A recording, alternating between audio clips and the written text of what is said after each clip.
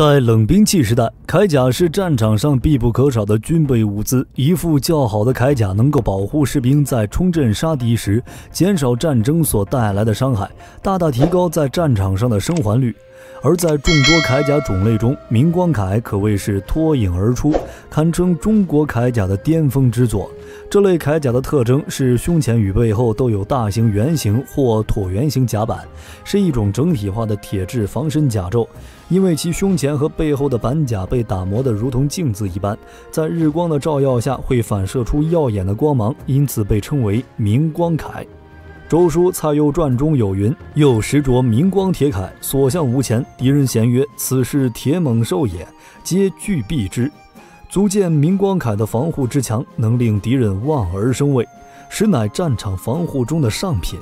然而，想要真正了解这种防护神器般的存在，还需从铠甲的演变历程说起。铠甲起源于原始社会，以藤条、皮革等制成的简陋护体装具。到了商周时期，整块皮甲变成了可以部分活动的皮甲，由大小不同、形状各异的皮革片穿孔，用细绳编连成甲。直至战国后期，随着炼铁技术的发展，铁制铠甲开始出现，从著名的秦兵马俑中便可见一斑。秦代普通战士都以装备铠甲，所有的甲片都是上片压下片，便于周身活动。以胸腹正中为中线，甲片都由中间向两侧跌压，关节处周围的甲片都用连甲带连接，且所有甲片上都有甲钉，其数或2或3或4不等，最多者不超过6枚。到了汉朝时期，得益于百炼钢技术的成熟和应用，汉朝的刀剑制造有了突飞猛进的发展，铠甲的制造也随之飞速进步，出现了铁制的鱼鳞甲、两当铠等。明光铠也是在此基础上发展而来的。而关于明光铠的记录，直到三国时期才出现。曹植所作《先帝赐臣铠表》中记载：先帝赐臣铠，黑光、明光各一领，两当铠一领，赤练铠一领，马铠一领。从这段记载中可以猜测到，早期的明光铠可能只是一种君主赏赐臣下的礼仪用具，只有军官和贵族可以装备，还没有在战场上大规模普及。目前已知的胸前有板状护甲的最早形象出现在南北朝时期。在南北朝早期，军队中常备的铠甲是两当铠，作为鳞甲中的一种，两当铠轻便且防护能力强于皮甲，但保养起来颇为麻烦，极易造成甲片的缺失和腐锈，导致防护能力下降。而且由于兵器锻造的不断进步，这类铠甲已经不足以阻挡刀剑的劈砍，于是由大块板甲构成的明光铠开始逐步走向了战场。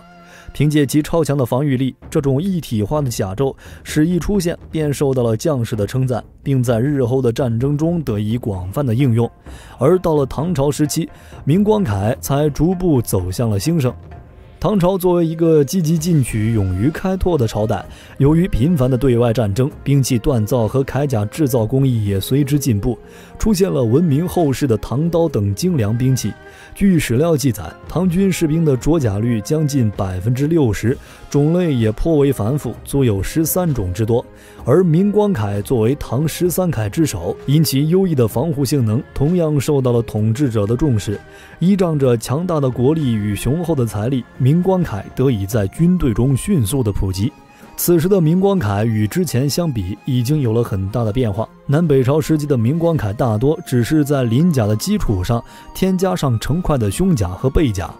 另外，唐代的金属冶炼技术与前朝相比有了极大的突破，灌钢法取代了百炼钢法。这种方法冶炼出来的钢材杂质更少，韧性更佳，且唐代的制造工艺更为繁杂细致，制出的明光铠与之前相比更加轻便，防护性能进一步提高。据相关资料记载，明光铠可以挡住80磅的弓箭射击，突厥刀和马槊的攻击，足见其防护力何等强悍。防御力的增强变相提升了战斗力，令唐军能够在战场上所向披靡。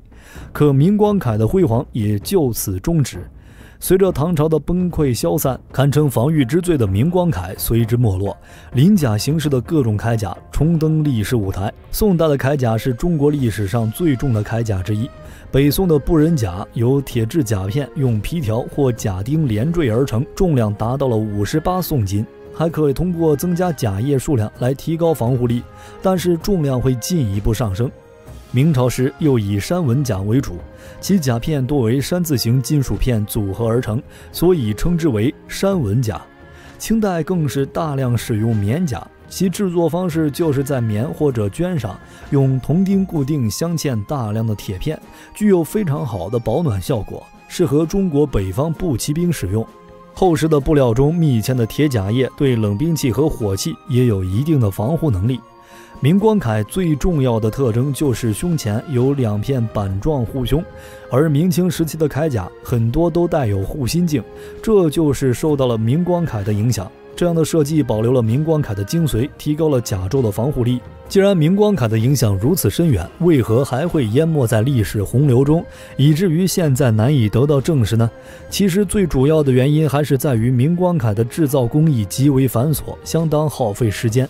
以唐六典中记载的制造过程，首先将铁矿锻造成甲片，甲片的加工又需要经过多项工序，之后再用皮革条编缀成甲，里面还要挂衬里，防止磨损皮肤。通常打造一副铠甲就需要200天之多，就连修理都需要41名工匠，这就造成了极高的成本。如此高昂的造价，也只有财大气粗的盛唐承受得起。其次，冷兵器时代的战争也要根据环境变化做出取舍。明光铠虽然防御力惊人，但是其防御力和重量是成正比的，导致在战场上灵活性、机动性相对不高，且对士兵体能素质也是种极大的考验。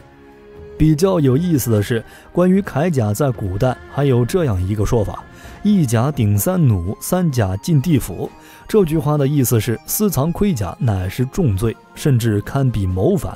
至于为什么会对盔甲管制如此严厉，其原因就在于盔甲的防护意义。出于维护社会治安、居民自卫的需要，各朝代都允许民间拥有一定数量的武器，却唯独禁止民间拥有甲胄。因为甲胄一旦出现在民间，其意味显然不只是为了自我保护，反而更可能用于谋反和战争。尤其是在冷兵器时代，铠甲一是可以防御对方的弓箭，二是可以抵挡对方刀剑的劈砍。而这种装甲武士一旦成军，就会对当地官府产生极大的威胁。因此，如弩与铠甲之类的武器制造出来后，都需要刻上工匠的名字，方便官府溯源管理。战场上的士兵在回家务农之时，也要将身上的甲胄归还官府，严令禁止将其带走，否则将会遭到难以承受的刑罚。直到明清时期，大量火器出现，装备在军队中，金属铠甲也失去了存在的意义，渐渐退出了历史，禁令也就成了一纸空文。